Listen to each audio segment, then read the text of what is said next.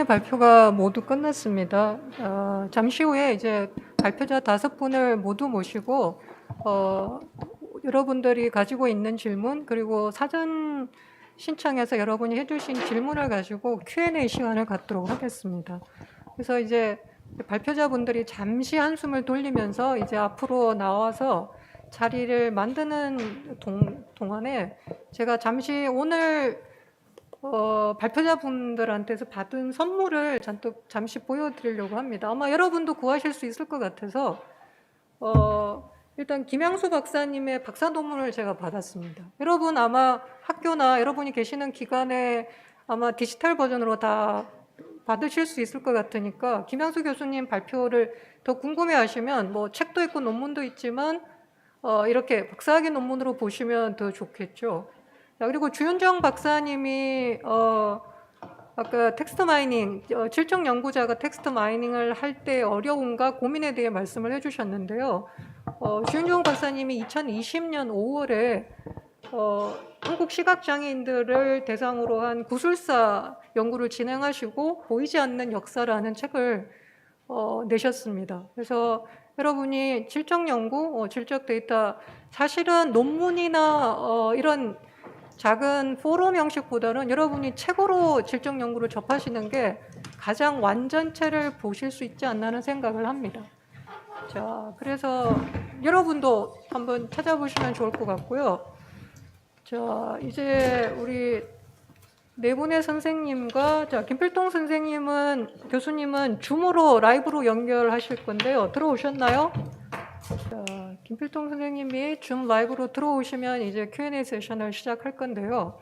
아마 지금 채팅창을 통해서 여러분이 많은 질문을 그리고 질문을 하시고 그 안에서 이미 답도 하시고 그리고 저희 자료원에서 이제 직원분이 하실 수 있는 대답은 하시고 그렇게 되게 활발하게 대화가 이루어진 것 같습니다. 근데 일단은 저희 데이터표 사전 신청자분이 1000명을 넘었습니다. 그리고 당연히 사전 그 질문도 굉장히 많겠죠. 그래서 저희가 미리 그 주신 질문들을 행사 진행을 원활하게 하기 위해서 그 질문들을 해당 발표자분들한테 미리 전달해 드리고 답변을 부탁드렸습니다. 그래서 오늘은 사전 질문을 중심으로 각 발표자분들이 답변을 해주는 방식으로 1차적으로 Q&A를 진행하려고 하고요. 아마 여러분이 채팅창에서 하신 질문들에 대한 답을 지금 Q&A 세션에서 아마 여러분이 들으실 수 있을 거라고 생각을 합니다. 가볍게 몸풀기로 사전 신청 질문은 아니고요. 이거는 지금 실시간 유튜브 채널에 나온 질문을 한번 드릴까 합니다. 어떤 분이 질적 연구를 학술지에 투고를 하면 그 평가를 받는데 그렇게 뭐 논문을 잘 썼니 못 썼니 논문 결과에 대해서 뭐라고 하는 그런 평가를 하는 게 타당한가라는 질문을 해주셨거든요. 여기 발표자분들은 어떻게 생각을 하시는지 의견을 나눠주시면서 Q&A를 준비하시면 좋을 것 같습니다. 자, 그러면은 사전 질문을 중심으로 발표자분들이 이제 답변을 해 주실 텐데요. 자, 발표 순서대로 그냥 해볼까요, 질문을?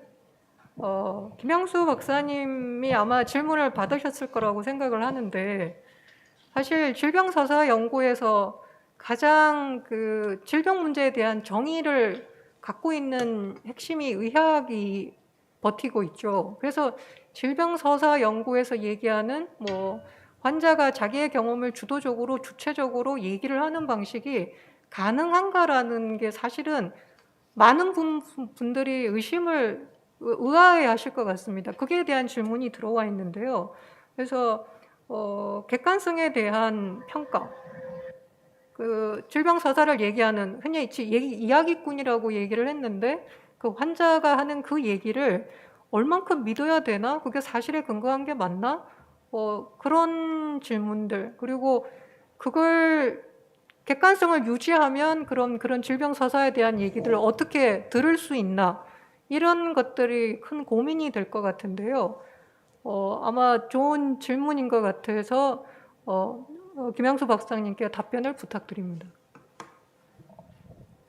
네, 질문에서 사실은 좀 저는 두 가지 전제가 있다고 생각하는데요. 하나는 질병에 대해서 말할 수 있는 사람은 의료진이다라고 많이 생각을 하죠. 그래서 아스프로크 같은 경우에는 당사자들이 어떤 경험을 하는 건데 를 주목해야 된다고 얘기하는데, 왜냐하면 의사들이 만드는 차트들 같은 경우에는 이 질병에 대한 역학적인 부분인 거죠.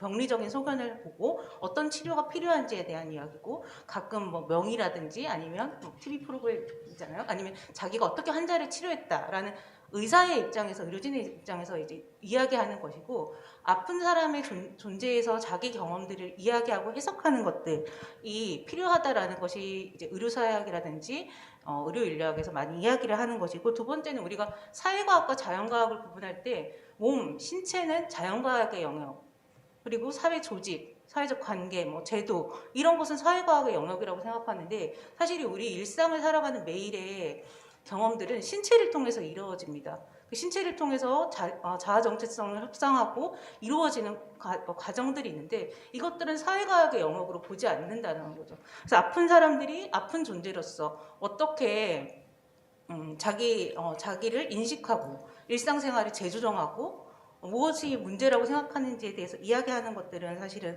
많이 연구가 한국에서 낯설지만 실제로 많이 연구들이 이제 뭐 해외에서도 되어 있고, 예를 들어서 뭐 제가 올해 진행하는 코로나 확진자들의 뭐 사회적 낙인 이나 혹은 정신건강의 문제 같은 경우에도 사실은 협업으로 뭐 사회복지학도 함께 들어와 있고, 뭐 정신과도 들어와 있고, 의료사역도 함께 들어와서 이들의 사회적 삶, 이 정신건강뿐 아니라 사회적 삶에서 이런 정신건강을 나쁘게 만드는 것이 무엇인가를 찾아내야 되는 거죠. 아무리 치료를 해도 관계 속에서 발생하는, 사회적 삶에서 발생하는 사회적 고통들이 있는 거죠. 그래서 이러한 부분들을 이제 찾아내는 것이 중요하고, 또 다른 이제 객관성에 대한 이야기인데요. 그럼 환자가 자신이 주관적으로 한 말을 어디까지 믿을 수 있냐? 라는 것인데, 저는 역으로 많이 질문하는 게 구술사 연구할 때 많이 얘기를 하죠. 그러면 지금 현재 시기에 대표적으로 나오는 신문들을 연구를 한다. 그럼 조선일보와 한겨레가 좌우를 예를 들어 대표하기 때문에 이 둘을 가지고 난 담론 분석을 하겠다라고 하면 이것 자체도 사실은 이 텍스트 자체도 해석된 텍스트고 재현된 텍스트라는 거죠. 그래서 우리가 이야기하는 것들을 그대로 적는 것이 아니라, 연구자들이 이 안에 있는 사회적 관계, 이면들에 대해서 발견하고 분석하는 것이죠. 그래서 이러한 부분들이 필요하다는 것과, 또 다른 하나는 여기 의료진이 아니기 때문에 객관성이라는 에 대한 질문인데요. 많이 이제 질적 연구에서 인터뷰라든지 혹은 연구 참여자의 상호작용의 과정, 생산의 과정에 대해서 이제 분석한 논문들이 있습니다. 그래서 예를 들어서 의사였던 사람이 환자를 만나서 인터뷰하면서 이 환자가 나를 의사로 보면서도 또 한편으로는 모범생이고 공부 잘하는 굿걸로 본다는 거죠. 그래서 이러한 긴장 관계를 어떻게 내가 계속 성찰하고 이 인터뷰 과정에서 다루는가에 대한 것도 사실은 중요하고, 저 같은 경우에는 이제 대부분 환자들이 이제 아픈 분들 20대부터 65세까지였기 때문에 40세 이상은 저를 예비 한우로 봤고요. 네, 그래서 그런 것들이 있습니다. 그래서 그 동학들은 이것들을 내가 감지하고 어떻게 풀어갈 것인가에 대한 문제라고 저는 생각을 합니다. 네. 예. 답변을 잘 해주셨습니다. 아마 지금 의료 연구에서, 질병 서사 연구에서 만나게 되는 주류 담론은 아마 그 질적 연구를 하시는 분들은 대부분 다 만나게 되는, 그래서 주로 그걸 염두에 사실은 질적 연구를 하시는 분들은 그런 주류 담론에 대한 분석과 이해를 기본 가지고 들어가서 거기에 하나 더 얹어서 사실은 해석하고 분석을 하죠. 그래서 되게 표피적인, 되게 표면적인 연구를 하지 않는 게 사실은 질적 연구의 매력이자 관건이기도 하다고 생각을 합니다. 자, 아마 여기 계시는 다른 분들도 이어서 답변을 하시고 싶긴 하실 텐데, 저희가 사전 질문을 너무 많이 받아가지고, 김필동 선생님 계신가요, 거기에? 예, 연결돼 있습니까? 예, 교수님 잘 들립니다. 예, 예. 그럼 말씀을 드리겠습니다. 예, 교수님. 질문을 예, 질문을 먼저 말씀해 주시죠. 예, 예, 교수님한테 이제 특히 주어진 질문은 교수님이 충남 마을 연구를 했고, 그리고 연구 시기가 2000년대 초반인데요. 이 당시에 이렇게 대규모의 마을 연구가 진행된, 특히 이제 실정 연구 방법이 이제 결합이 된 그런 연구들이 이루어지게 된 이유가 뭘까를 궁금해 하셨고요. 그리고 만약에 유사한 그런 마을 연구가 지금 상황에서 이루어진다면 어떨까? 뭐가 더 달라질까? 뭘 더 고려해야 될까? 예전에 마을 연구를 했던 분으로서 그런 것들에 대한 질문을 교수님께 하셨습니다. 예, 답변해 주시지요? 예, 그 발표에서 좀 말씀을 드린 거이기도 한데요. 마을 연구의 계보랄까 전통에 대해서 좀 설명을 드렸잖아요. 그 과정에서 여러 학문 분야에서의 관심이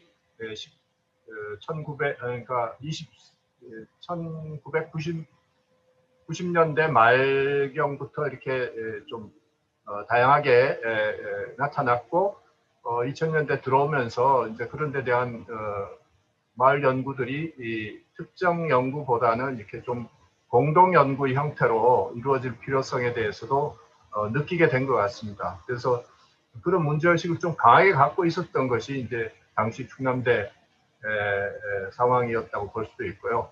원래 이 연구는 제가 주도해서 시작한 건 사실 아니에요.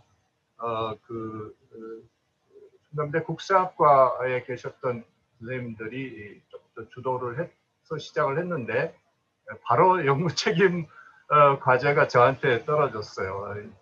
처음에 설계를 하셨던 분이 조금 그 사정이 생겨서 책임자를 할 수가 없었기 때문에 그래서 이어서 받으면서 이제 제가 좀 정리를 하는 그런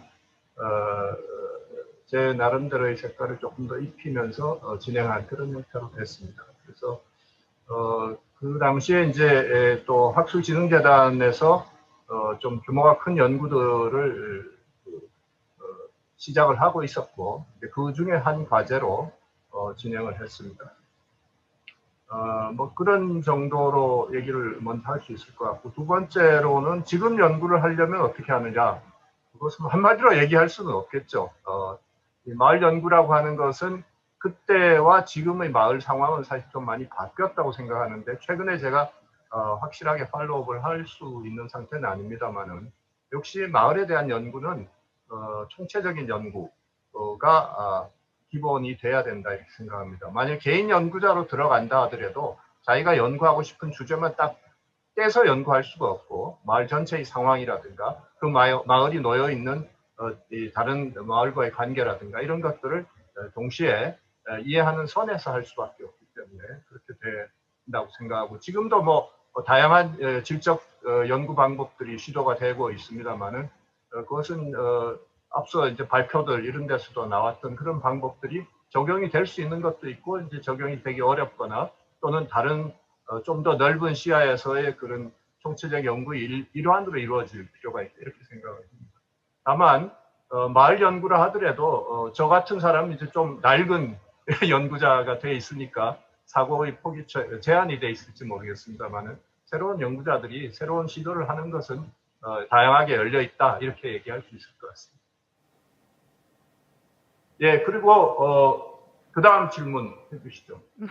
예, 김필동 선생님한테 이미 수집된 질적 자료를 2차 자료로 활용하고자 할 때 유의해야 될 거, 그리고 질적 종단 자료 활용과 관련된 사례가 있으면 소개를 받고 싶다라는 질문이 있었습니다. 예, 오늘 이 질문을 제가 조금 전에 받아가지고 완벽하게 두 번째 거는 이제 조사를 충분히 하지 못하긴 했는데 우선 말씀을 드리겠습니다. 이미 수집된 질적 자료를 2차 자료로 활용하려고 한다고 하더라도 이게 이제 여러 가지 자료들이 지금 마을 연구, 충남 지역 마을 연구에만 한정해 보더라도 제가 이제 이해하기 쉽게 좀 분류를 해보면은 사진 자료들이 있습니다. 경관도 찍고 또 행사가 이루어지거나 활동이 있으면 그걸 찍은 사진들이 있습니다. 그리고 일부 비디오 자료도 있어요. 지금 공개는 되어 있지는 않습니다만은. 그리고 이제 문헌 자료, 기록, 문서 뭐 이런 자료들이 있고요. 그리고 이제 직접 인터뷰를 한 자료들이 있는데 인터뷰 자료는 역사적 경험이라든가 또는 이 민속과 관련된 것이 좀 더 주가 돼 있어요.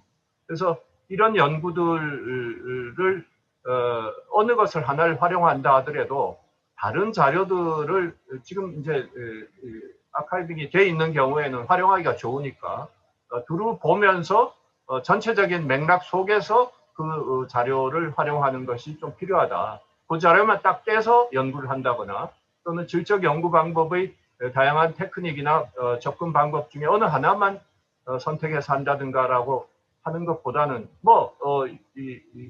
개별 논문을 쓰거나 개별 주제를 다룰 때는 불가피한 측면이 있습니다만은 다른 이미 그 자료가 조사가 돼 있으니까 그것들을 같이 보면서 이해를 좀 더 폭넓게 하는 것이 필요하다 이렇게 생각을 합니다. 그 점에 좀 유의를 했으면 좋을 것 같고요. 두 번째로 질문하신 것이 질적인 연구를 그 종단 연구 형태로 한 것에 대한 예를 물어보셨는데 이건 제가 좀 조사를 충분히 할 여유가 없었습니다. 근데 순수한 의미에서의 질적 연구, 그 제안을 좀 한다고 하면은 그런 사례는 별로 많지 않다고 생각합니다. 질적 연구를 하고 아마 그 인터뷰를 하거나 이제 이런 것들을 아까 주윤정 선생 발표도 있고 그랬습니다만은 축적을 해오는 개인 연구자들도 있겠죠. 이런 형태의 마을 연구가 질적 연구나 인터뷰나 이런 것들 중심으로 종단 연구를 한 것들은 많지가 않고요. 다만 이제 좀 서베이를 포함한 서베이를 하면서 이제 현지조사 연구도 이제 겸하는 경우가 과거에 있었고 지금도 있습니다만 그런 연구들 중에서는 대표적인 것이 이제 고전의 고전이 되어 있습니다만은 린드라고 하는 미국의 경우를 들자면은 이제 린드가 당시 콜롬비아 대학의 그 교수였습니다. 사회학 교수였습니다만은 1920년대에 미들타운 연구라고 하는 것을 했었거든요. 이게 아주 고전이 돼 있고 그 이후에 상당 기간 영향을 미쳤는데 린드 교수와 부인이 같이 한 3만 정도 규모의 타운을 조사를 한 겁니다. 이건 마을 연구는 아니지만 그러나 이제 마을 연구에도 참고가 되는 그런 고전적인 연구로 되어 있었고 이 연구에서 1929년에 그러니까 20년대 후반에 연구를 해서 29년에 책을 냈었는데 37년에 가서 또 한 번 연구를 하면서 미들타운 인 트랜지션이라는 이름으로 냈거든요. 이런 연구들이 1960년대, 70년대의 한국에서도 영향을 미치게 됩니다. 그래서 이제 대표적으로는 이만갑 교수님이 이것도 역시 질적 연구라기보다는 양적 연구가 좀 더 강조가 되어 있는 것이긴 하지만 서베이를 몇 차례 계속한 거니까요. 3차례에 걸친 패널 스터디로 이제 대표적인 연구가 되어 있고 인터뷰라든가 이런 것들도 부분적으로 했기 때문에 참고할 수 있는 연구다 이렇게 생각합니다. 그리고 과거에 이제 지금 사회발전연구소에서 초기 단계에서 인구연구소, 인구 및 발전연구소에서 2000조사를 하고 그랬는데 그때도 역시 린드의 연구 영향을 받아서 2000 연구를 중간도시 이런 이름을 붙여가지고 이제 몇 번 연구를 한 게 있습니다. 그 이후에 최근에 다양한 연구들 중에서는 제가 충분히 조사를 해보지는 못했습니다. 마지막으로 아마 시간이 다 됐을 것 같고 좀 넘었을지 모르겠습니다만은 제가 이제 기왕 이 발표를 부탁을 받고 하게 됐습니다만은 자료가 지금은 수집하기 어려운 많은 자료들이 이 전체 연구의 데이터베이스 속에 들어 있습니다. 제가 설명할 때 14개 마을, 13개, 4개 마을의 조사가 자료들이 현재 한 4개 정도만 서비스가 되고 있다 이렇게 얘기를 했는데 그 4개 연구에 대해서도 녹취가 돼 있는 부분도 아마 있을 텐데 그거는 아직 일부만 풀어져 있는 상태거든요. 근데 전체 마을에 대한 거를 다 망라해 본다면 굉장히 많은데 그걸 전부 아니더라도 현재 있는 이 마을 연구 4개 마을에 대한 것도 자료가 많이 있기 때문에 관심이 있는 사람들은 좀 적극적으로 들어와서 이렇게 확인을 해보고 활용을 했으면 좋겠다. 지금은 조사를 할 수 없는 자료들도 꽤 있을 거라고 생각합니다.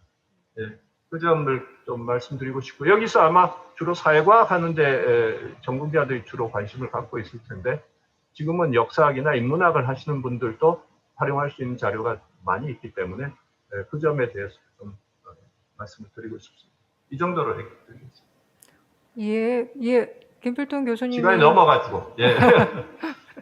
예, 아마 나중에 이어질 공통 질문까지 답변을 다 해주신 것 같은데요. 일단은 이제 다른 분들의 얘기도 조금 더 들어보도록 하겠습니다. 답변 감사합니다. 예, 마지막으로 제가 조금 그 이동하는데 현재 좀 일시적으로 불편한 상태라서 참여를 못해서 죄송합니다. 그래서 이렇게 불편하게 된 거에 대해서 사과를 드립니다. 예, 비대면 상황이라서 오히려 만나 뵙게 됐죠. 예. 예. 예, 질문 이어가도록 하겠습니다. 사실 주현정 박사님이 이제 텍스트 마이닝에 대한 얘기를 하셨다 보니까 정말 아마 그 채팅창에 들어가시면 질문이 텍스트 마이닝 프로그램에 대한 얘기, 그리고 텍스트 마이닝을 하면 이제 양화를 되니까 그게 이제 객관성이나 신뢰성을 높이나 이런 많은 얘기들이 있고요. 근데 이제 사전 질문에도 나왔고 채팅창에서도 나왔던 중요한 질문 중에 하나는 그렇게 텍스트 마이닝을 하고 토픽 모델링을 한다고 하더라도 여전히 그렇게 하는 방식의 질적 연구는 여전히 연구자의 그 선택이나 텍스트를 어떻게 선별하고 그리고 선별하는 과정이 들어가고 하기 때문에 이미 만들어져 있는 텍스트 중에 선별을 하는 거기 때문에 굉장히 많은 바이어스가 들어가기 때문에 오히려 전통적인 질적 연구보다 아까 이제 주현종 박사님은 주로 거기서 새로운 그 발견이나 해석을 얻고 아이디어를 얻었다는 거에 많이 강조를 두셨는데, 반대로 그게 갖고 있는 한계를 명확히 인식하지 않으면 오히려 그냥 그렇게 양화하고 쉽게 이제 소스를 데이터를 구할 수 있다는 차원에서 질적 연구가 원래 중요한 전통적인 의미를 갖고 있는 그 특성들이 오히려 죽어버리고 오히려 그런 텍스트 마이닝이나 그런 유사 질적 분석이 득세하는 거 아닌가. 그래서 그런 텍스트 마이닝이 인기를 굉장히 많이 얻고 있는데 그거에 대한 한계성, 그리고 여전히 이제 질적 연구가 갖고 있는 주관성, 이런 것들에 대해서 어떻게 생각하시는지 사전 신청 질문에 들어왔고 댓글창에도 엄청 많이 언급을 해주셨습니다. 답변 부탁드립니다. 예. 예. 그러네요. 제가 건너뛰었네. 말씀드리도록 하겠습니다. 질적 연구자가 기계 언어를 통해서 분석을 하는 거는 자기의 고유 영역을 배신하는 게 아닐까? 뭐 이런 어떤 딜레마나 고민도 없지 않아 있기는 합니다. 하지만 제가 우선 질적 연구에서 주관성이라는 문제가 꼭 소거되어야 되는 문제인가 자체에 대해서는 좀 질문을 던져볼 필요가 있는 것 같거든요. 그래서 최근에 나오는 질적 연구에서는 어떻게 보면은 주관성 자체를 소거하고 완전한 어떤 객관적인 분석인 것으로 뭔가 프리텐션 뭐 이런 방식으로 하는 것이 아니라 자신이 연구에 임하는 주관성과 관계성 자체를 훨씬 더 자세히 서술해주는 방식으로 가고 있습니다. 그래서 질적 연구에서는 예를 들어서 제가 어떤 대상을 만나서 요즘에 대상이라기보다 연구 참여자라는 말들을 많이 쓰는데, 인터뷰를 할 때 그 관계가 어땠고 맥락이 어땠고 이런 식의 그 상황 자체에 대해서 굉장히 기술해주면서 주관성을 극복을 하는 것이 아니라 주관성 자체가 드러나서 그 상황을 이해하면서 하나의 어떤 사례로서 이해를 하게 한 것이 좀 더 질적 연구에서 전반적으로 강조가 되고 있다라고 생각이 들고요.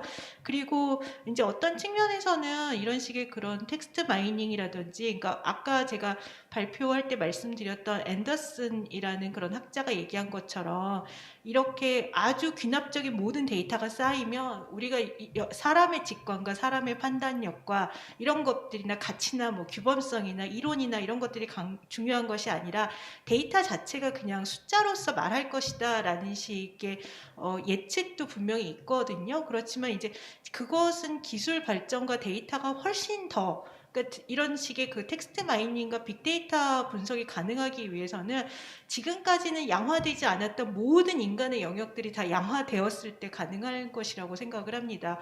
그래서 지금의 어떤 텍스트, 저희가 지금 분석을 할 수 있는 텍스트를 구하는 수준에서는 아까 얘기한 그런 시오리 자체가 전혀 불가능할 것이, 불필요해질 것이다 라는 차원까지 가는 단계까지는 아직 아니라고 생각을 하거든요.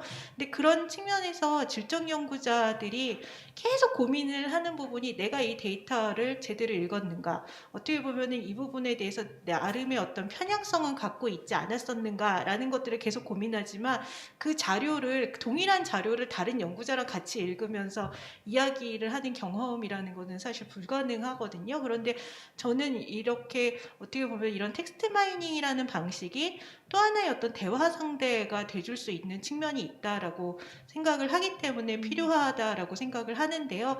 그렇지만 그럼에도 불구하고 아까 제가 말씀드린 것처럼 연구의 최종 결과물로서 분석 도구로서 쓰기에는 아직은 이것이 학문적으로 완전히 신뢰도와 타당성이 확보된 것이 아닌 측면이 있다고 생각을 합니다. 왜냐하면은 자료를 클러스터링을 어떤 방식으로 모아주는 방식인 거고, 자료를 어떻게 보는지 시각화를 해주는 하나의 그런 방법인 것이지, 그것이 이제 통계 분석에서 무슨 카이 검증을 해가지고 어떻게 뭐 검증을 하고 이런 식의 것들은 사실은 그렇게 학문적으로 타당화된 방식이 아닙니다. 그래서 이 부분은 앞으로는 이어질 것이고 열려져 있는 방식이기 때문에, 사실은 통계 분석도 수많은 어떤 연구자들이 이것을 과학으로 만들기 위해서 지금의 양적 방법론이 타당화되어 간 것처럼 이렇게 텍스트 마이닝이라는 방식도 그런 과정들이 필요하지 않을까라는 생각이 듭니다. 그리고 또 하나, 질적 연구하면서 제가 항상 고민을 하는 것 중에 하나 보면은,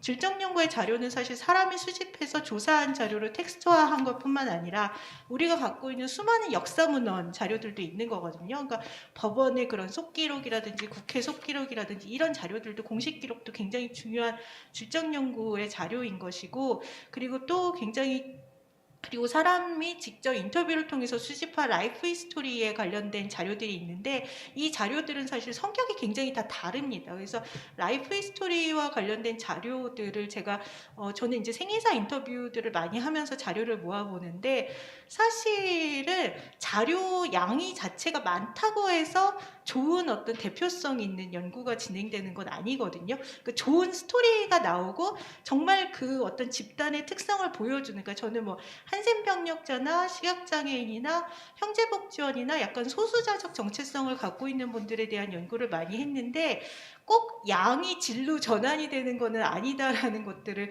질적 연구하면서 많이 경험을 했습니다. 그래서 그렇기 때문에 이 사례수 자체가 아니라, 아까 어떤 선생님께서는 포화된다라는 표현을 해주셨는데, 그러니까 사례가 이게 횟수가 중요하고 양이 늘어나는 거는 정말 중요한 어떤 자료를 얻을 수 있는 것이 있을 때 그게 가능한 거거든요. 근데 텍스트 마이닝은 제 생각에는 어떤 양적인 측면에서 양이 많기 때문에 좋은 어떤 분석을 가능하게 하는 게 아니라, 좋은 자료가 확보되었을 때 그 자료를 조금은 다른 방식으로 읽어볼 수 있는 어떤 도구적인 그런 발견적인 툴로서, 도구로서 기능을 하지 않을까라고 생각을 하고 있습니다. 그리고 최근에는 프로그램은 저희 서울대 사회학과랑 연관되어서 계속 그 넷마이너라는 프로그램도 있고, 일본의 사회학자가 개발하고 있는 KH 코더라는 프로그램도 있고, 그리고 R이나 파이썬을 통해서 이거는 알고리즘을 짜시면은 쉽게 하실 수 있는 방식들이 많기 때문에 그런 툴들을 배우실 수 있는 기회는 상당히 많이 열려 있는 것 같습니다. 그렇지만 사회학을 하면서 이것을 기존의 사회학적 문제의식 속에서 사회학의 어떤 연구를 하는 데 있어서 어떤 방향으로 나아갈 것인가에 대한 고민을 조금 더 많이 해야 되지 않을까라는 고민을 하고 있습니다.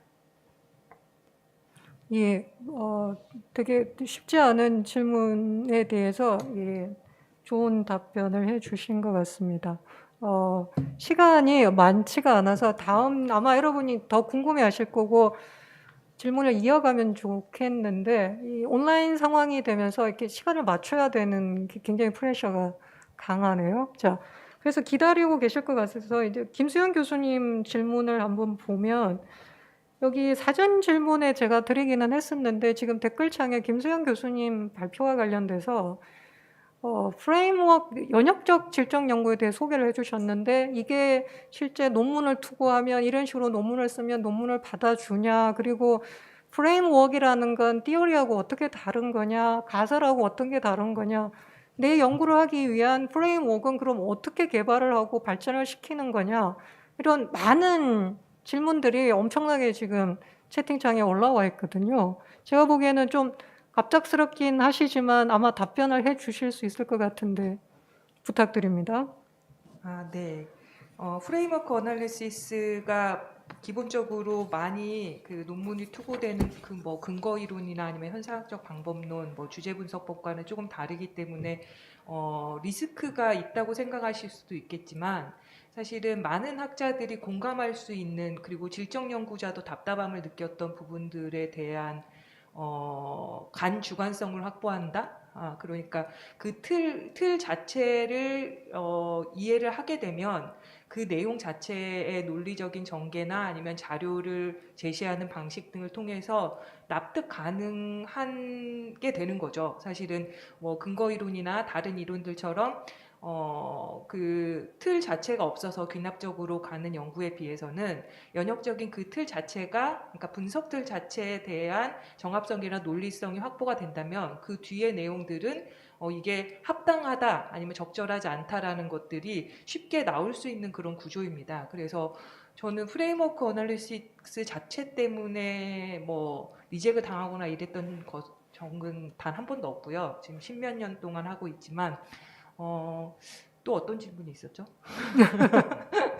프레임워크를 어떻게 만드냐? 예, 이 예. 부분이 핵심인 거죠. 예. 그러니까 결국은 프레임워크를 만들기 위한 방식은 자기의 관점이 정확해야 하는 것이고, 그리고 그것이 이론적으로 학계 내부에서 그 지금까지 논의되었던 많은 이론들에 대한 공부가 필요한 것이고요. 그리고 자신이 그 문제에 대해서 어느 정도 경험이 있어서 그 문제에 대한 자기의 관점이 정확히 있어야만 프레임워크를 만들 수 있죠. 그러니까 프레임워크라는 건 하나의 주장, 그러니까 아까 말씀드렸듯이 뭐 파트너십이 협력적이다, 이 하나의 주장이 프레임워크는 아니거든요. 그러니까 그게 가설, 시나리오가 여러 가지가 있어야 돼요. 그러니까 파트너십이 협력적인가, 아니면 지배 도구인가, 혹은 마이크로 폴리틱스인가라는 이 주제를 잡기 위해서는, 이 다양한 시나리오를 잡기 위해서는 그만큼의 사회과학에 대한 이론에 대한 어떤 공부가 필요하고요. 그리고 그것이 분석이 가능한 수준의, 아까 말했던 탈정치와 시장화, 이런 분석의 그 포인트를 잡기 위해서는 그 대상, 그 필드 자체에 대한 이해가 필요하게 되겠죠. 그래서 사실은 그런 부분들이 필요하기 때문에 좀 고도의 그런 분석과 아니면은 지식이 필요하고, 또 아까 지금 주윤정 박사님 말씀하신 것처럼 제가 그 부분을 빼먹긴 했는데, 연역적인 방법론은 이라고 말은 했지만 그 질적 연구 자체가 연역적으로 될 수가 없는 구조잖아요. 그러니까 실제로 들어가서 인터뷰를 하거나 현장의 검증들이 필요하기 때문에 귀축법이라고 하셨죠. 그 귀축법의 방식인 거죠. 그러니까 그 연역과 귀납이 왔다 갔다 하는 그러한 과정 속에서 프레임이 다시 수정되게 되는 과정들이 있게 되는 것입니다. 아마 여러분이 질적 데이터의 객관성과 신뢰성, 타당성 이런 데이터 자체로 보여주려고 하는 노력을 굉장히 많이 하셨을 텐데 김수영 교수님의 말씀을 들으면 여러분이 보통 문헌 리뷰나 선행 연구 그리고 관련 분야에 대한 여러분의 지식들을 통해서 이론적인 틀에 대한 논리적, 합리적인 근거들로 객관성과 신뢰성을 확보하는 방법들이 있다라는 것도 한번 생각해 보시면 좋을 것 같습니다. 자, 송혜진 선임 연구위원님께 들어온 질문, 아마 질문 보셨을 텐데요. 아마 리빙랩 연구는 이미 판가름이 나는 것 같아요. 사용자들이 선택을 하느냐 안 하느냐에 따라서 이미 이게 좋은 연구다 안 좋은 연구다라는 결론이 있는 것 같은데, 사전 질문에는 뭐가 들어왔냐면, 자, 그래서 사용자가 선택을 하고 도움이 된다면 좋은 거긴 하지만 그걸 찾아가기 위해서 끊임없이 조정을 해야 되는 과정이 있을 거라고 생각을 합니다. 그래서 뭐 포커스 그룹 인터뷰를 하고 사용자들을 만나보고 그리고 프로토타입을 가지고 시연을 해서 실제 효과가 있는지 없는지 굉장히 많은 시행착오를 겪게 되는데요. 그런 과정들과 관련돼서 조금 체계화된 뭐 모니터링 시스템이나 활용 사례 그런 것들에 대한 것들을 좀 하고 있으신지, 어떻게 조정하고 적응해 나가시는지에 대해서 말씀을 해주시면 좋을 것 같습니다. 예, 제가 방법론 전공한 사람이 아닌데도 오늘 온 이유는 이제 이 연구를 같이 하자는 그런 의도에서 온 겁니다. 지금 이제 리빙랩과 관련된 다양한 실험들이 이루어지고 있는데 그 실험들이 의미가 굉장히 있음에도 불구하고 이제 흘러가고 있거든요. 그리고 거기에 참여하는 주요 연구자들은 공학을 연구하시는 분들이 많아요. 사회과학자들은 같이 참여를 하지만 그 연구 과정에 리빙랩 진행 과정에 대한 것보다는 오히려 개발된 제품의 법제도적인 요소들을 주로 연구를 하고 계시기 때문에 재미있는 그리고 의미 있는 현상들이 흘러가고 있습니다. 그래서 사회과학을 연구하시는 분들 내지는 뭐 참여 연구를 하시는 분들이 여기 들어오셔서 그 내용들을 잘 정리하고 분석해 오시면은 굉장히 의미 있는 일들, 그리고 이 리빙랩이 단순히 세상을 해석하는 것이 아니라 세상을 변화시키는 공간이기 때문에 단순히 연구에 그치는 것이 아니라 그것이 실천으로 연결될 수 있는 그런 공간이기도 합니다. 그래서 좀 많이 참여해 주십사 해서 이제 오늘 말씀을 드린 거고요. 리빙랩이 또 재미있는 것 중에 하나가 이게 단순히 그 사람들 간의 상호작용뿐만이 아니라 관련된 생체 정보 그리고 센서를 통한 데이터들이 하드 데이터들이 확보가 됩니다. 에너지나 뭐 건강 관련된 정보들을 센서를 통해서 확보를 하거든요. 그러다 보니까 이게 굉장히 큰 빅데이터까지 결합이 될 수 있는 그런 공간들이기 때문에 여러 가지 형태의 융합 연구를 할 수 있는 공간이기도 합니다. 그래서 그거는 이공학 그리고 사회과학 같이 할 수 있는 그런 공간이기도 해서 상당히 많은 가능성들을 가질 수 있는 연구의 영역이라고 생각을 합니다. 그래서 좀 같이 오셔서 이걸 이렇게 중단적으로 좀 쭉 추적해 보면서 같이 논문들 쓰고 그리고 그 과정에 본인이 일종의 이제 액티비스트로 참여도 하고 뭐 이러면은 연구도 하고 또 이렇게 세상도 바꾸는 그런 일들이 전개되지 않을까 생각을 합니다. 그리고 실제로 이제 이 리빙랩은 그런 실천성이 강조가 되기 때문에 저희는 이걸 이제 전환랩이라고 합니다. 전환랩. 특히 이제 기술과 관련돼서는 새로운 지속 가능한 이제 액터 네트워크를 만들어 간다. 내지는 지속 가능한 사회기술 시스템을 만들어 가는 맹화 내지는 그런 일종의 플랫폼으로 저희는 생각을 하고 있거든요. 그래서 이런 것들이 축적이 되고 연계가 되고 확산이 되고 확장이 되면은 결국 우리 사회가 좀 더 지속 가능한 시스템으로 전환될 수 있는 그런 공간으로 생각을 하기 때문에 많은 분들이 좀 참여하셔서 지금과 같은 우리 이제 기후 위기와 관련된 부분들, 돌봄 시스템의 위기들 이런 것들을 좀 극복해 나가는 그런 이제 이론 연구와 실천의 공간으로 활용해 주셨으면 하는 바람에서 감이 나왔습니다. 예, 감사합니다. 예, 답변 정말 감사합니다. 저희가 질문을 더 많이 준비했는데요. 시간이 벌써 5시가 넘었습니다. 그래서 아마 더 이제 저희가 붙잡고 있기가 어려울 것 같은데요. 그래서 마지막으로 이제 오늘 질적 데이터를 가지고 다양한 질적 데이터 경계 넘나들기라는 주제로 5분을 모시고 이제 발표도 듣고 이렇게 얘기도 나눴는데요. 오늘 이제 마무리를 좀 하시는 소회를 나눠주시면 좋겠습니다. 자, 김양수 박사님 먼저 시작해 주시겠습니까? 네, 사실은 코로나로 인해서 우리 일상이 많이 바뀌었죠. 뉴노멀이 이제 노멀인 것처럼 지금 다시 되었는데요. 질병은 사실은 질병이라든지 뭐 이런 것들이 우리는 아프지 않으면 이게 중요하지 않다고 생각을 하지만 우리의 일상에서 일어나는 여러 가지 사회적 관계들 그리고 제도들 이것들을 구성하고 우리의 경험들을 구성하는 되게 중요한 연구 대상이라고 연구장이라고 저는 생각을 합니다. 그래서 이러한 부분들에 있어서 오늘 같이 이야기를 하면서 좀 많이 느꼈던 것들이, 저도 사실은 대학원생이었을 때 많은 고민들이 인터뷰를 하는 것이 제대로 하고 있는가, 이것을 해석하는 게 옳은가, 제대로 하고 있는가에 대한 질문들이 계속 들었던 것 같아요. 그래서 한국에 소개된 책들은 대부분 이제 방법론을 소개하는 책이고, 실행의 과정에 대한 책들은 사실 아직 많이 인터뷰하기에 대해서 한 챕터로 된 책도 한 권으로 된 책도 있고 여러 가지 있지만, 좀 그런 것들을 찾아보면서 끊임없이 계속 고민해야 된다는 생각도 들고, 특히 이제 재작년에 세월호 구술 증언을 하면서 이제 같이 참여했던 연구자들이 구술 증언록을 가지고 구술사학회에서 발표를 했을 때 같은 자료라 하더라도 발표자의 관심에 따라서 발표하는 논문이 달라진다라는 거죠. 그래서 저는 그때 직접 면접을 하는 과정들, 사람들을 어떻게 모으고 라포를 어떻게 형성하고, 이런 윤리적인 쟁점들을 분석을 하는 글을 썼는데, 그 과정에서 한국에서 이렇게 질적 연구를 하는 사람들이 많다 하더라도 자료의 생산, 수집에 대해서 또 본격적으로 다루고 논의하는 논문들이 실제로 2-3개밖에 없다는 사실 참 많이 놀랐습니다. 그래서 그런 부분들이 앞으로 좀 우리 함께 이제 좀 고민해야 될 부분들, 함께 논의해야 될 부분이라 생각하고, 여기에서 그런 부분, 여기에서 함께 고민하고 나눌 수 있어서 감사했습니다. 감사합니다. 예, 감사합니다. 자, 그러면 김수영 교수님 이어서. 네. 이번 주제가 이제 질적 데이터의 경계 넘나들기였고, 제가 사실은 사전 질문을 받아서 그거를 꼭 말하고 싶었는데 죄송합니다. 그거를 말하지 못해서 이렇게 소외 겸 말씀을 드리겠습니다.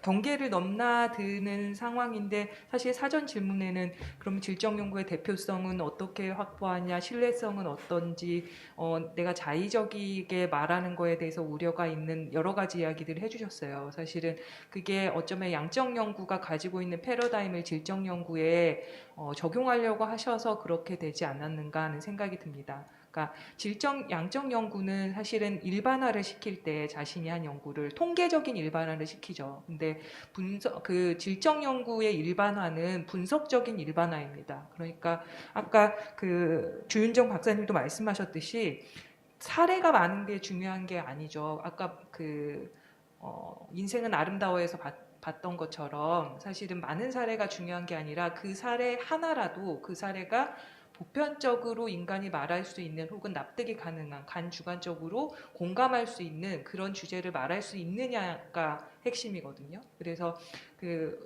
문화인류학에서도 오스카 루이스라고 여러분들이 아실 텐데, 빈곤 문화에 대한 연구를 했던 학자의 굉장히 유명한 그 책은 Five Families였습니다. 5명의 패밀리를 연구했고, 산체스의 아이들이라는 책이 그 후속으로 나왔는데, 그것도 한 패밀리의 아이들입니다. 근데 그게 공감을 샀던 건 그 저자의 관점이 명확했고, 그것이 공감을 산 거죠. 그래서 여러분들이 내 해석이 자의적인지 대표성을 담보하고 있는지 이런 질문이 아니라, 나의 관점이 명확하고 그리고 가치 있는 것인지를 먼저 고민을 하는 그런 연구자가 됐으면 좋겠습니다. 네. 네, 저도 말씀드리겠습니다. 저는 2가지 말씀드리고 싶은데요. 하나는 우리나라에서 이제 구술사 사업이 국사편찬위원회랑 그리고 한국학중앙연구원에서 굉장히 오랜 동안, 한 10여 년 이상 동안 이루어졌습니다. 그래서 어떻게 보면은 텍스트 마이닝도 그렇고 질적 연구자가 접할 수 있는 2차 자료가 상당히 많이 축적되어 있고요. 그리고 국회 속기록이나 법원 판례나 이런 것들이 사회관계의 변화를 보여주는 굉장히 핵심적인 자료라고 생각을 합니다. 그리고 최근에는 국가기록원 등에서도 이런 자료들을 텍스트화하는 것을 프로그램을 개발한다든지, 왜냐하면은 문자 인식, OCR 같은 것들이 옛날 문헌도 할 수 있는 방식들을 하고 있기 때문에 활용도는 굉장히 높아질 것이기 때문에 연구자분들께서 다양한 상상력을 가지고 그 역사 데이터에도 많이 관심을 가져주시면 좋을 것 같습니다. 특히 역사학에서는 최근에 디지털 인문학이라고 해서 역사 자료를 어떻게 다른 방식으로 시각화하고 분석하는 것들이 굉장히 많이 있고, 싶고요. 그다음에 두 번째 말씀드리고 싶은 거는 저는 제가 질적연구 관련된 방법론 수업을 하면서도 학생들한테 굉장히 강조하는 게 방법론에 대한 유연성을 가져야 된다. 여러분이 어떤 방법론을 하느냐는 여러분의 인생의 일종의 뭐 연구자로서의 그 생활 미천으로서 굉장히 중요하진 하지만 여러 방법론과 대화를 하면서 본인이 하고 있는 연구 방법론이 갖고 있는 장단점에 대해서 명확하게 이해하고 그 질적 연구를 하는 사람이라면 양적 연구자와의 대화를 통해서 얻어내고 보여지는 그러니까 어떻게 보면은 보여지는 지점들이 다른 거거든요. 그러니까 제가 아까 강의 초반 말씀드린 것처럼 트라우마가 없다라고 얘기했지만 이분들은 있었고 그러면 트라우마가 없다라고 얘기한 것을 통해서 질적 연구자는 또 그분들의 어떤 스토리와 삶의 전략을 이해를 해야 되는 겁니다.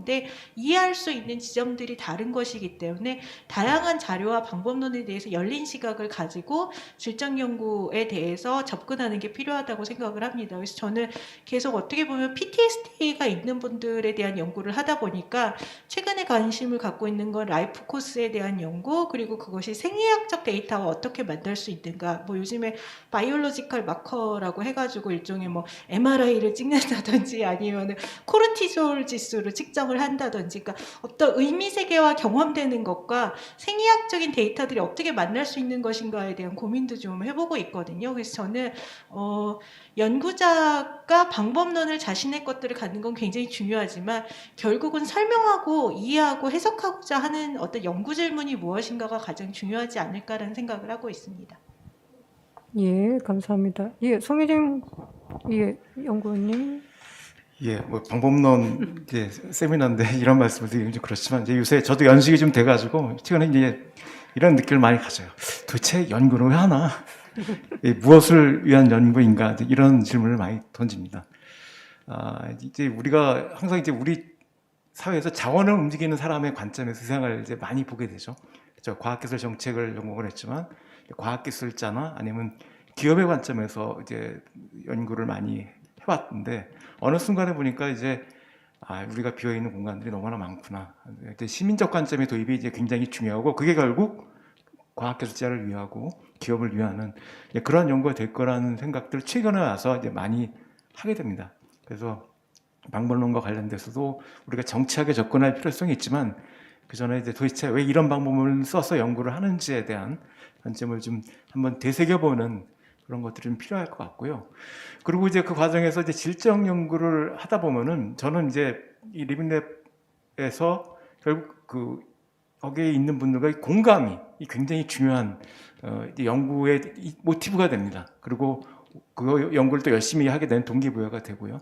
그래서 질적 연구에 있어서도 이제 참여하는 분들과의 공감 그리고 그렇지만 객관성을 가질 수 있는 그런 접근들이 아마 연구를 좀 더 풍부하게 만들 수 있는 그런 계기가 될 거라고 생각을 하고요.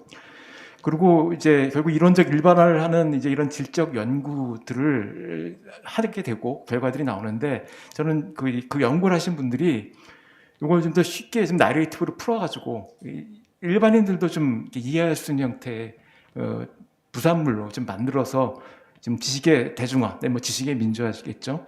그런 것들을 좀 해주셨으면 하는 바람이 있습니다. 그게 좀 더 귀찮고 좀 힘들고 그렇지만 오히려 이제 그걸 통해서 현장으로부터 온 또 피드백들이 있거든요. 그런 것들이 자기 연구 활동을 좀 더 건강하게 만들고 다른 기회를 제공해주는 계기가 되지 않을까 생각을 합니다. 네, 이상입니다. 감사합니다. 아마 질적 연구의 유연성에 대한 부분이 아마 지금 송희진 연구위원께서 해주신 부분과 연결되지 않나 하는 생각을 해보고요. 자, 김필동 선생님 계시죠? 거기에 오래 기다리셨는데요. 예. 뭐 오래 기다릴 건 없고요. 잘 들리나요? 잘 들립니다. 예, 뭐 사실 특별하게 보탤 게 있을까 싶긴 한데 제가 여기 학생들도 많이 있을 거기 때문에 조금 제 얘기가 꼭 맞는 얘기는 아니겠지만은 한 가지 해주고 싶은 것은요. 논문을 새로 쓰고 연구를 하려고 할 때 어떤 이론을 활용할 것인지 또 어떤 방법론을 적용할 것인지 이런 것을 미리 좀 이렇게 윤곽이 잡혀야 된다, 그러니까 정해야 된다라는 생각들을 많이 하는 것 같아요. 그래서 여기 질문 중에도 보면은 새로 이제 그 마을 연구를 할 때 어떤 질적 연구 방법론을 적용하시겠습니까? 이렇게 얘기를 하는 경우도 있었어요. 근데 우리가 뭐 소위 말해서 법칙 정립적인 방법 또는 연구, 그리고 개성 기술적인 이런 것의 이 방법론 논쟁이 19세기부터 있어 왔지만은 거기에 대해서는 양면성이라고 그럴까 정답이 없지 않습니까? 그래서 가장 중요한 것은 자기가 연구하려고 하는 대상과 그것이 놓여 있는 상황에 대한 이해라고 생각을 하거든요. 그럴 경우에 이제 자기가 여러 가지 적절한 방법론을 적용할 수도 있고, 또 적용을 하다 보면은 이것만으로는 아니다라고 생각할 수 있는 것들이 있기 때문에 거기에 좀 유연하게 생각을 했으면 좋을 것 같고요. 또 특정 이론에 의해서 반드시 설명이 돼야 된다기보다는 그 과정에서 자기가 설명할 수 있는 방식을 구성하는 것이 굉장히 중요하다고 생각해요. 그래서 그런 면에서 조금 열린 자세로, 또 어떤 의미에서는 젊은 연구자들이라 하더라도 자기 얘기를 좀 나는 이렇게 얘기하는 것이 중요해, 또는 나는 이런 관점에서 내가 본 거를 가지고 얘기하고 싶어 라고 하는 자세가 필요할 것 같고요. 질적 연구 방법도 다양한 방법들이 이제 개발도 되고, 저는 이해를 못하는 방법이랄까 시도들도 있긴 합니다만은 그것이 잘 안 맞을 때가 있지 않겠어요? 이 방법이 산뜻하다라고 해서 시작을 하더라도 상당히 열린 그 시각을 가지고 연구에 임했으면 좋겠다 이렇게 생각을 하고요. 마을 연구 같은 경우는 이제 전체 사회, 한국 사회 전체를 연구할 때는 마을 연구 같이 할 수가 없지 않습니까? 그러나 마을 연구는 조금 제한된, 또 공동체 연구는 제한된 공간이라고 하는 것이 있기 때문에 그래도 이제 총체적인 관심을 갖고 연구를 할 수가 있는 것인데, 그럼에도 불구하고 그 속에서 어떤 특정 부분을 연구하는 거 아니겠습니까? 그러면 전체와 부분의 관계에 대한 긴장이나 고려를 항상 하면서 연구를 하는 것이 중요하다. 그런 얘기를 하고 싶고, 그런 면에서 이론과 또 구체적인 현실과의 관계, 또는 이론의 선택 문제, 방법론 선택 문제들도 그런 면에서 조금 유연하게 젊은 연구자들 입장에서 또 학생들 입장에서도 갖고, 이 방법이 제일 좋은 방법이야라고 하는데 너무 이렇게 구애받지 않았으면 좋겠다 이런 생각도 해봅니다. 물론 이제 자기 스스로가 새로운 시도 방법에 대해서 열려 있어야 되겠죠. 그 정도로 말씀드립니다. 예, 김필동 교수님, 예, 의견 감사합니다. 자, 여러분 아마 해주신 얘기들이 따로 제가 정리를 하지 않아도 여러분이 이미 아마 충분히 많은 생각을 하게 할 거라고 생각을 합니다. 오늘 데이터 페어는 사실 많은 질문을 가지고 시작을 했고요. 그 다음에 아마 여러분 굉장히 많은 질문을 다시 갖게 됐을 거라고 생각을 합니다. 예, 질적 연구의 사실 가장 장점은 계속 질문을 하는 거죠. 답이 맞다 안 맞다가 중요한 게 아니라 새로운 질문을 만들어내는 그 능력이 질적 연구의 원천이라고 생각을 합니다. 그래서 오늘 드리는 질문들 잘 가지고 가셔서 연구에 잘 쓰셨으면 좋겠습니다. 자, 코스타 제10회 데이터 페어 질적 데이터 경계 넘나들기는 오늘 이걸로 모두 마치도록 하겠습니다. 페어를 마치고 돌아가는 여러분께 코스타가 영상으로 준비한 선물을 드릴까 합니다. 코스타 질적 자료 다운로드 탑10이라는 그 자료를 담은 영상인데요. 그 영상으로 이제 마무리 인사를 할까 합니다. 이 자료가 여러분 연구에 유용하게 이용되기를 바랍니다.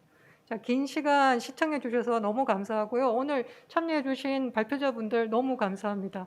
수고 많으셨고요. 감사합니다. 네, 감사합니다.